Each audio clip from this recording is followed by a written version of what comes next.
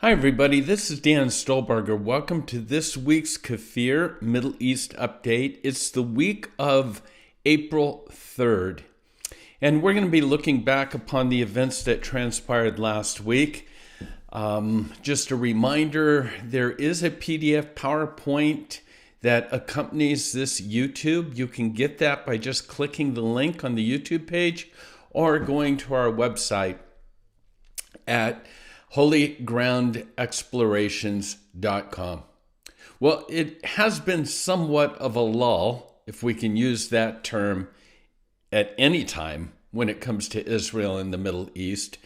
But since Netanyahu has hit the pause button, that's going to be at least a month long in terms of this judicial reforms. They're still rioting, or should I say demonstrations that are going on. And I think they're going to continue to be just below the simmering point. I think the left is going to say, we know what's happening. Bibi's just biding his time. He's still going to do what his government, by the way, was elected to do. And I think we're going to see the right begin demonstrating as well. So don't be deceived with this lull period. Things are just bubbling just underneath the surface.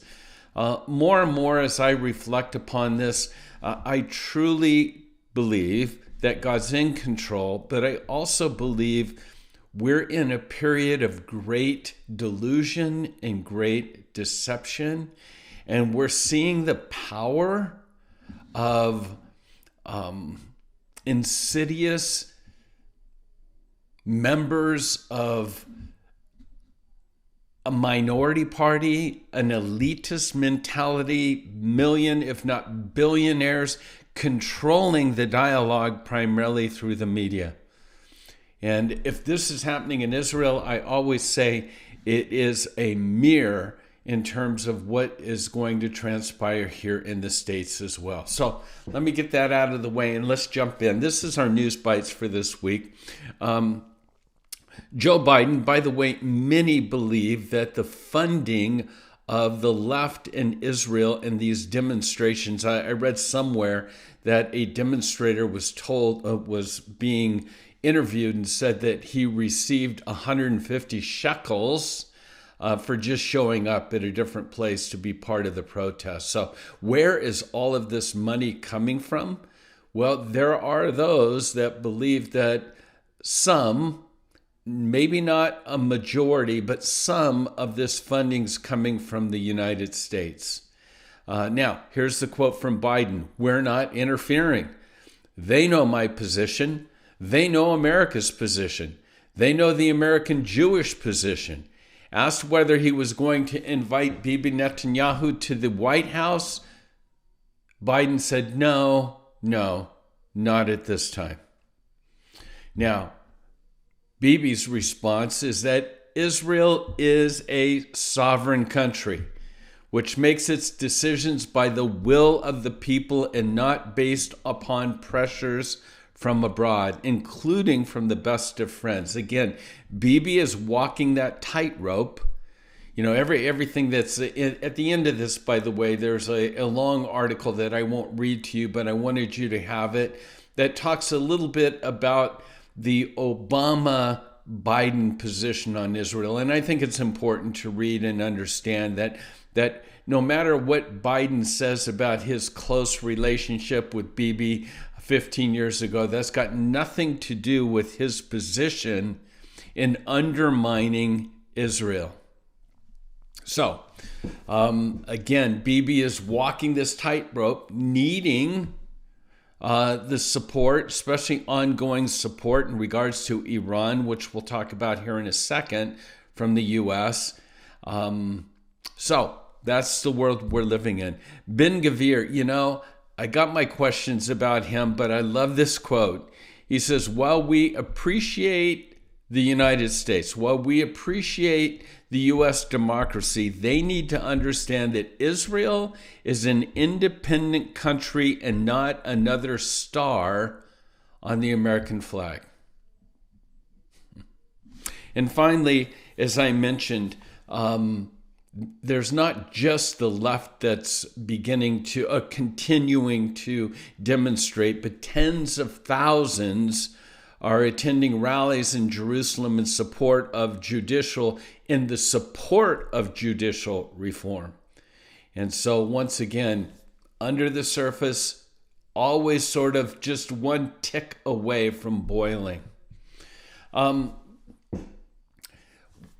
The perception of Israel from Israel's enemies is that it's perceived at this moment in time to be weak. That's a big deal in the Middle East. Perception is just about everything.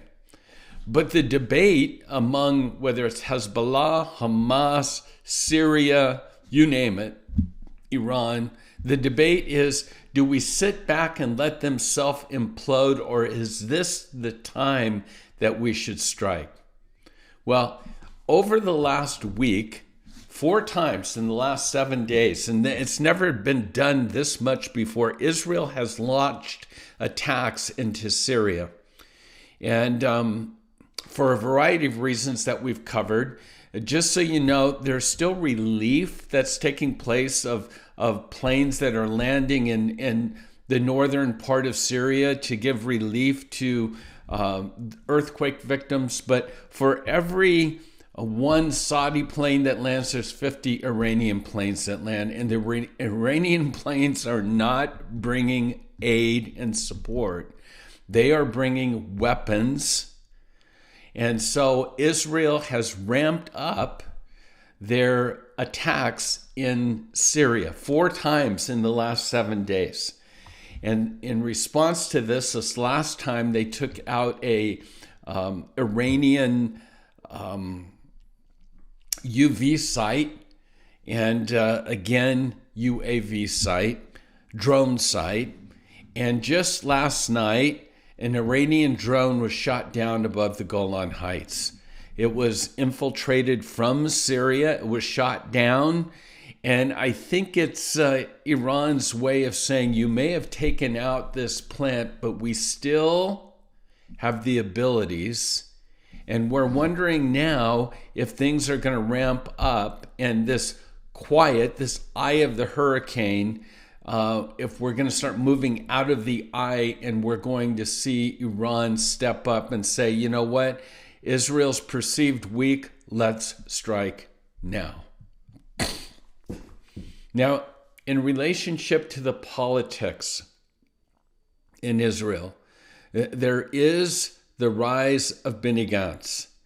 And I'm not going to try to guess what direction this is going to go in terms of what Bibi's going to do. Remember what we said over the last month in regards to this judicial reform. That's not the issue. The issue is Bibi won the election, and the left will do whatever it can possibly do to get Bibi out of office. A no confidence vote in the government is what it's all about. So in the midst of all of this political turmoil, there's one person that's sort of rising, and that's Benny Gantz. I think over the last month or so, his numbers have almost doubled. He's probably now behind Likud, the second largest party in Israel. And Benny Gantz got burned by Netanyahu. But if there was ever a person that might be able to straddle both sides, it's going to be Benny Gantz. So I just bring it up in order for us to keep an eye on what's transpiring there. And then again, the Palestinian Authority. This is an article that is unbelievable, but yet very believable. The article's entitled Slay to Stay. The Palestinian Authority continues to incentivize terror with the authorization of a new luxury village, but it's only for convicted terrorists. And you can see some of the photos. A new video that was released by Honest Reporting underscores the Palestinian Authority's encouragement for terrorism. When you see The media claiming that Israel's building of homes and schools and kindergartens and Jewish settlements is destroying the prospects of peace. You have to ask yourself why journalists are overlooking this, the authorization of constructing, a luxury village that's open only to convicted terrorists. That on one side of the scale, and in the settlements, what is Israel doing? They're building homes and schools and kindergartens, and it's just, like I said, it's unbelievable, yet very believable. Also now, since we talked about the rise of Benny Gantz, let's talk about here in the States. Nikki Haley is coming up very outspoken in regards of Biden, his administration, regarding Israel. She says it's outrageous for Joe Biden to lecture Israel on a matter that is entirely their own domestic concern. We would never want Israeli governments to push America on issues surrounding our Supreme Court, and they wouldn't do it. And so we need to let Israelis decide themselves and not pressure them in any way, which obviously is what we're doing. And then that article that I referred to, the Biden-Obama-Israel view, take a look at that. Biden is just the puppet president of Barack Obama. He's treating Israel the same way that Obama treated Israel. So take a look at that article before you sign off this week. And again, a cartoon here, compromise not at this time. This judicial reform thing's not over. But then an exciting announcement for us at Holy Ground. We've got some dates now for both our fall tour as well as our spring tours to Israel. We're getting our website uploaded as we speak with all of the brochures and things as that. But let me just encourage you, we have a tour October 1st through 12th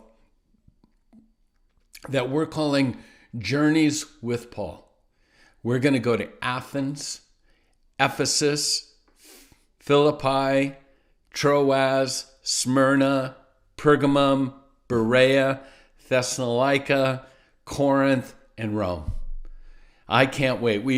Years ago, we did the 7 churches of Turkey, and I love that. And I've always wanted to get back to Athens and spend more time there. So we've kind of cobbled this together, and it'll be probably a smaller group that goes. We like that anyhow. But if this is of interest to you, let us know. Website, holygroundexplorations.com, or email Sharon. Sharon at HG. That's Holy Ground, just HG, then the word explorations, plural.com. Email her.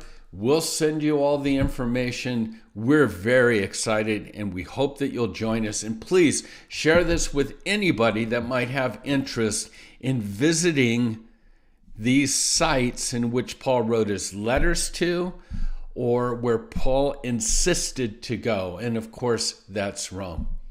So with that, shalom, God bless you. Pray for the peace of Jerusalem.